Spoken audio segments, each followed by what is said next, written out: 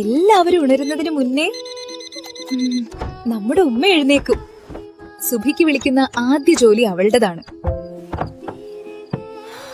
എല്ലാവർക്കുള്ള ഭക്ഷണം തയ്യാറാക്കാൻ കിച്ചണിൽ അവൾ ഓടിക്കൊണ്ടിരിക്കും. രാവായാലും പകലായാലും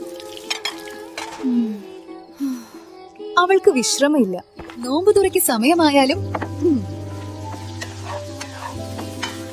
അവൾ വീണ്ടും ഓട്ടത്തിലാണ്. ഇഫ്താർ കഴിഞ്ഞാലും അവളുടെ ജോലി തീരില്ല. എല്ലാവരും വിശ്രമിക്കുമ്പോ അവള് ജോലിയിലാണ്. ശരീരവേദനയുണ്ടായാലും അവൾക്ക് വിശ്രമമില്ലായിരുന്നു. വേദന സഹിക്കാനാവാത്ത സമയത്തും വീട്ടുകാരുടെ കാര്യം മാത്രമാണ് അവളുടെ ചിന്ത. റമദാനിലെ യഥാർത്ഥ ഹീറോസ് നമ്മുടെ ഉമ്മമാരല്ലേ? അവർക്കായി നമുക്കൊരു ദുആ ചെയ്യാം. യാ അല്ലാഹ്, നമ്മുടെ